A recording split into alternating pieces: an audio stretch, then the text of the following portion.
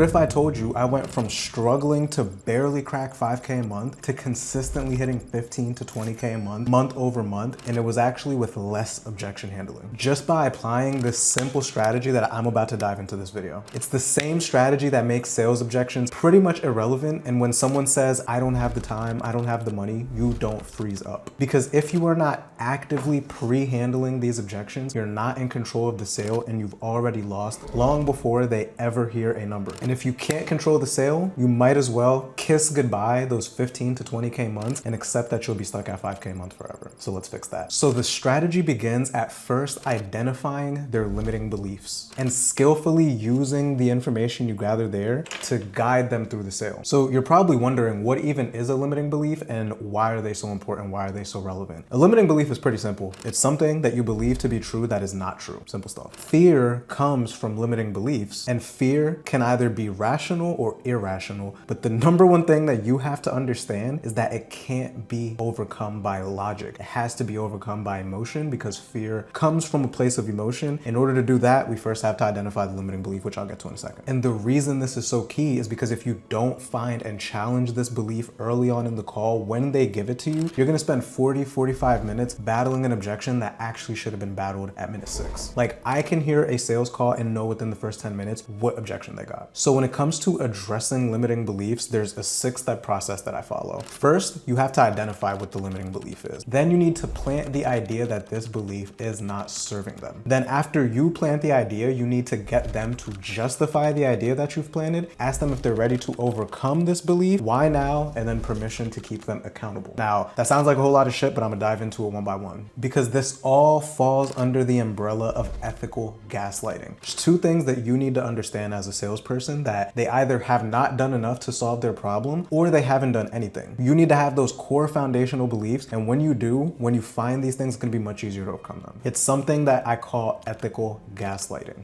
And remember, it starts at first identifying the belief. So I'll give you an example. Let's say we're selling fitness, right? The first place that it's gonna start is asking them what they have done to solve that problem. After you find the problem, you find out how long that problem's been going on for and the impacts of it, you wanna find out what they've done to try to solve it. This is where the identifying limiting beliefs comes into play, and this is where the ethical gaslighting comes into play, of showing them that they either haven't done enough or they haven't done anything. So boom, fitness. Yo, you've been fat for fucking 5 years. What would you say you've done towards dropping that weight in that last 5 years? And remember, they either haven't done enough or they haven't done anything. So they're gonna give you something along the lines of, oh, I didn't have time, or I didn't have the money, or they're gonna say, I didn't know where to start, right? These are all common answers. These are limiting beliefs now. We're finding them. That's step 1. Now, before I keep going to showing you how to handle the belief once you found it, if you want to master ethical gaslighting, identifying limiting beliefs, and ultimately handling less objections, and seeing exactly how I apply it on live calls, click the link below to apply to get mentored directly by me one-on-one. I've got people inside who are becoming real killers by not just understanding what to say, but the psychology behind it. And this particular principle, we have Jason here who applied it on 2 of his sales calls, went 2 for 2, collected 10 grand, made $1,000 in a day. So click the link below and start closing like a killer, but let's dive back into the video. Okay, so after you ask them what they've done to try to overcome it, I'm gonna tell you the responses that they're likely gonna give and what these responses mean. So if someone says, I didn't have the time, it means that they were lazy and they didn't prioritize finding the time. If someone says that I didn't know where to start, it means that, again, they were lazy and they didn't get resourceful in knowing where to start. That's what that means. If someone says they didn't have the money, they have a bad relationship with money and they didn't get, again, resourceful into finding the money so that they can get to the outcomes. And so most people, they hear prospects say, oh, I didn't do it because I didn't have the time or because I didn't have money, and breeze past it when this is the person giving you their objection right in front of you. So let's start with the first one I gave of, they say, oh, I didn't have the time. You're gonna say something like, can I offer a perspective? Time's an interesting topic. It's like in this conversation, we're talking about you like losing more weight so that you can have more energy and ultimately have better quality of time. So time, that's ultimately the reason that you need to do something. Can't also be the reason you don't.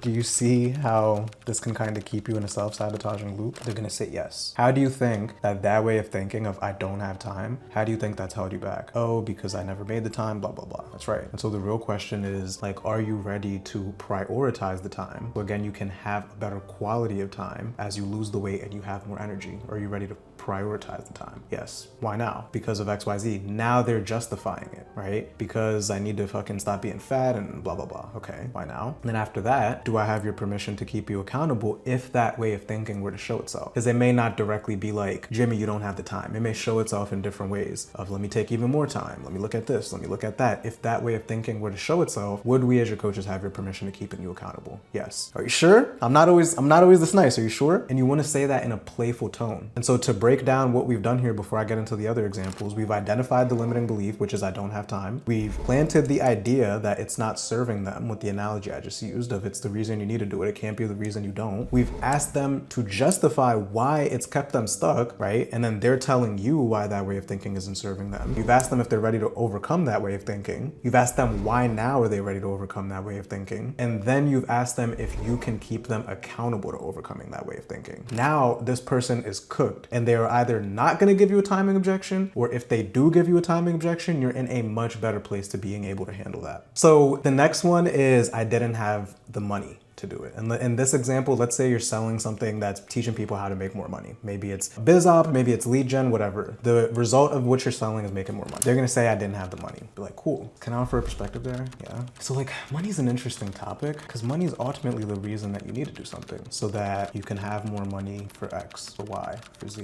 It can't also be the reason you don't. This is how you kind of stay in this self-sabotaging loop. It's almost like an overweight person saying, I'll start going to the gym when I lose weight, right? Do you see how that way of thinking of I need to invest for more money, but I don't have the money to invest? Do you see how that way of thinking has kept you stuck? Yes. How so? Oh, because it's this loop and blah, blah, blah. Okay, and I guess the right question is like, are you ready to overcome that way of thinking of I don't have the money and actually get resourceful financially? If you find something that could work for you? Yes. Why now? Because I'm tired of being in this loop or whatever, okay? And if that way of thinking of like just the lack of resourcefulness and not having the money, like if that way of thinking were to show itself, would we as your coaches have your permission to keeping you accountable to overcoming that? Yes. Are you sure? I'm not always this nice. Are you sure? Because it may show itself in different ways. It may not directly be like, you're not being resourceful. It may show itself in different ways, right? So whichever way it shows itself, as long as I can keep you accountable. Cool? Yes. Same thing as the first one, right? Now you're in a place where either they're not going to give you the money objection because you've incepted the idea that this is what's keeping them stuck, or if they do give you the money objection, you have them by the balls to be able to handle that objection at the end of the call. Last one we're going to get into, I didn't know where to start. This is a common one. Same exact thing. Okay, is it okay if I like offer a perspective there?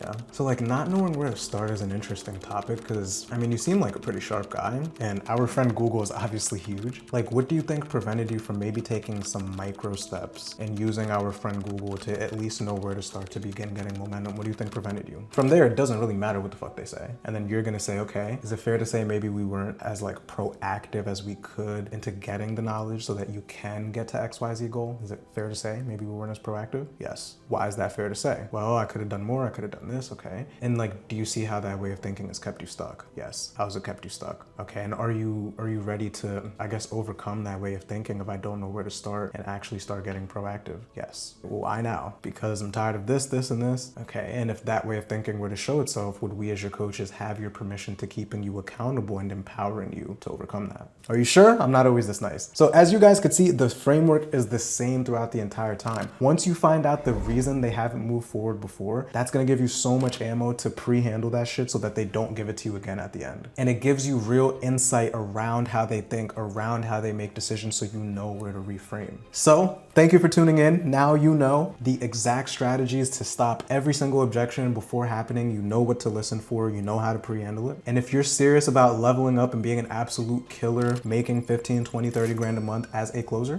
click the link below, see if you qualify, and if you do, I'll see you on the inside.